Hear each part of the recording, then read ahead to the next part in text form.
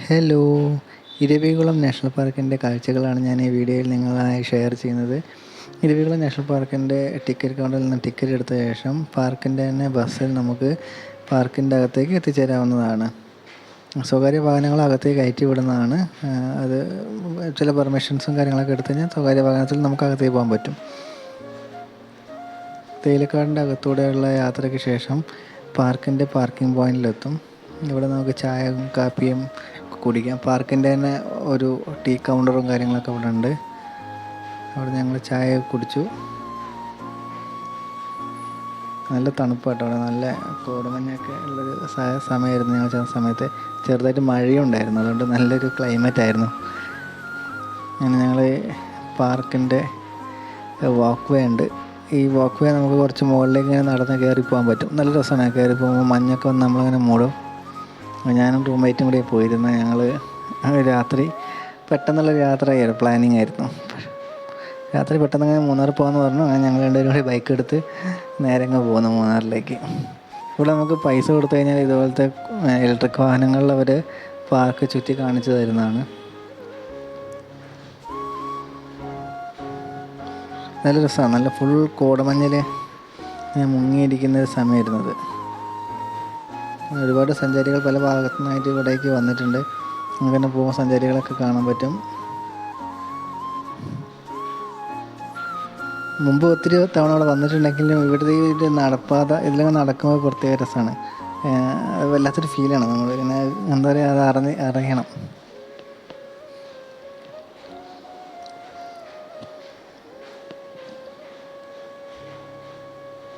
ഞങ്ങളിവിടുന്ന് കുറച്ച് ഫോട്ടോസും വീഡിയോസൊക്കെ കവർ ചെയ്തു. അതിന് ശേഷം ഇങ്ങനെ മെല്ലെ മുകളിലേക്ക് നടന്നു പോയി. ഇതാണ് കേട്ടോ നീലക്കുറിഞ്ഞിൻ്റെ ചെടി. ഇത് ഇപ്പോൾ ഓഫ് സീസൺ ആയതുകൊണ്ടാണ്. അല്ലാത്ത സമയങ്ങളിൽ നീലക്കുറിഞ്ഞി പൂത്ത്, കഴിഞ്ഞ ഒരു 2 വർഷം മുമ്പ് ഞങ്ങൾ നീലക്കുറിഞ്ഞി പൂത്ത സമയത്ത് ഇവിടെ വന്നിട്ടുണ്ടായിരുന്നു. 2018 ഒന്നാം പ്രളയത്തിന് സമയത്ത് ഇവിടെ വന്നിട്ടുണ്ടായിരുന്നു. കുറച്ച് അപകടമൊക്കെ നടന്ന സ്ഥലമാണ്. ശ്രദ്ധിച്ചൊക്കെ വീഡിയോസും ഫോട്ടോസൊക്കെ എടുക്കുക. താഴേക്ക് പോയാൽ പിന്നെ കിട്ടില്ല. ഇവിടെ ചെറിയ അരുവിയൊക്കെ ഉണ്ട്. അതിലൊക്കെ ചില ആളുകളൊക്കെ അവിടെ തുമ്പത്തൊക്കെ പോയി ഫോട്ടോ എടുക്കും.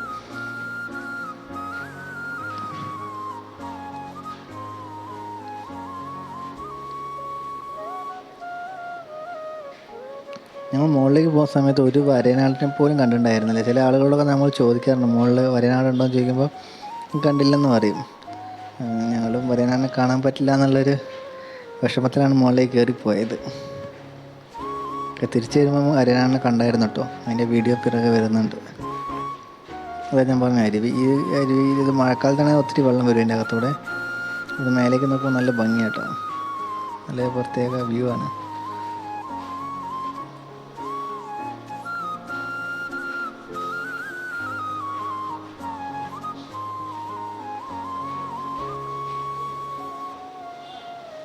ഇവിടുന്ന് പഴയ ട്രാക്ടറിൻ്റെ അകത്ത് തേയിലയാന്ന് തോന്നുന്നു താഴേക്ക് കൊണ്ടുവന്നത്. തേയിലത്തോട്ടത്തിൽ നിന്നുള്ള വഴിയും കൂടിയാണ്. ഈ വഴിക്ക് നമുക്ക് തേയിലത്തോട്ടത്തിലേക്ക് പോകാൻ പറ്റും അവരുടെ.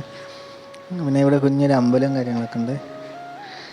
അവിടെ ചെറിയൊരു മണ്ണാരപ്പെട്ടിയൊക്കെ, നമുക്ക് കാശൊക്കെ വേണം ഇടാൻ പറ്റും അവിടെ. ട്രൈബൽസിൻ്റെയാണെന്ന് തോന്നുന്നത്. പിന്നെ ഇപ്പോൾ പുതുതായിട്ട് വന്നേക്കുന്ന ഒരു സാധനമാണ്. ഇത് മുമ്പ് പോയപ്പോൾ നമ്മൾ കണ്ടിട്ടുണ്ടായിരുന്നില്ല. ഇതിങ്ങനെ താഴെ കൂടെ ഒരു വാക്ക് വേ എക്സ്ട്രാ അങ്ങനെ കയറിയിട്ടൊരു പുൽമൈതാനം പോലെ സ്ഥലത്തേക്ക് എത്തും. എന്നിട്ട് അങ്ങനെ കവർ ചെയ്തിട്ട് നമ്മൾ മുമ്പ് പോകുന്ന റോഡിലേക്ക് തന്നെ അത് കണക്റ്റ് ആയിട്ട് വരും. പിന്നെ വെയിലൊന്നും ഇല്ലാത്തതുകൊണ്ട് നല്ല സുഖം ഉണ്ടായിരുന്നു. നമുക്കതിൽ പോകാനൊക്കെ നല്ല തണുപ്പും കാലാവസ്ഥയൊക്കെ ആയിരുന്നു ആ സമയത്ത്. ഇതാണ് നമ്മൾ ഇരവികുളം നാഷണൽ പാർക്കിൻ്റെ ഏറ്റവും മുകളിലുള്ള പോയിൻ്റ്. ഇവിടെ വരെ നമുക്ക് സഞ്ചാരികൾക്ക് പ്രവേശനമുള്ളൂ. ഇതിന് മേലേക്കുള്ള വഴി ഫോറസ്റ്റുകാർ ബ്ലോക്ക് ചെയ്ത് വെച്ചേക്കുവാണ്. മുകളിലേക്ക് നമുക്ക് പ്രവേശനമില്ല.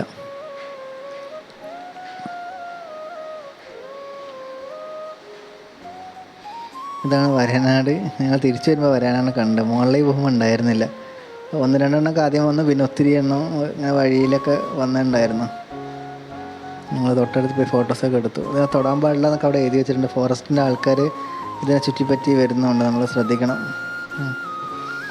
തൊടാൻ പാടില്ല.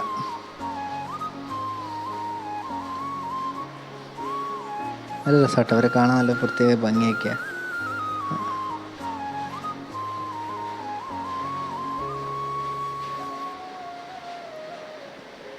ഫോറസ്റ്റിൻ്റെ ആൾക്കാരാണ് ആ മിലിറ്ററി ഗ്രീൻ ഡ്രസ്സ് ഇട്ട് വന്നേക്കുന്നത്. ഈ ആടുകളുടെ പുറത്തുള്ള ഈ വര കാരണമാണ് ഇതിനെ വരനാടെന്ന് വിളിക്കുന്നതെന്നാണ് പറഞ്ഞത് ഞങ്ങൾ അന്വേഷിച്ച സമയത്ത്.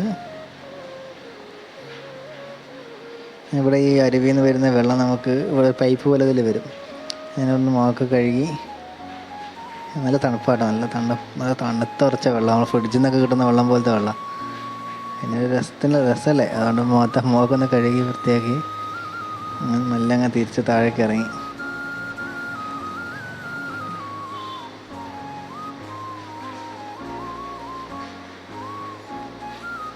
ഞങ്ങൾ തിരിച്ചു വരുമ്പോഴേക്ക് വഴി മൊത്തം കോടമഞ്ഞോട്ട് മൂടിയിട്ടുണ്ടായിരുന്നു.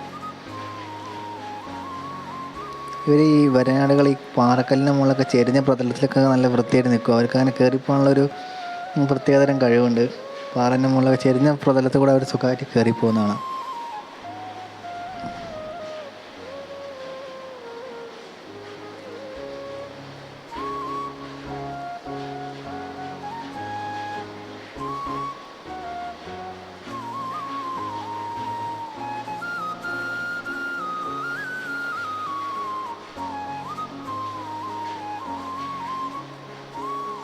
അവിടുത്തെ കാഴ്ചകളൊക്കെ കണ്ടു. തണുപ്പത്തുള്ള മൂന്നാർ യാത്ര നല്ല രസമായിരുന്നു. പിന്നെ ഞങ്ങൾ മറ്റു സ്ഥലങ്ങളിലേക്ക് യാത്ര പോയേക്കുന്ന വീഡിയോ ഞങ്ങളുടെ ചാനലിൽ കൊടുത്തിട്ടുണ്ട്. എല്ലാ വീഡിയോയും കാണുക. Thank you.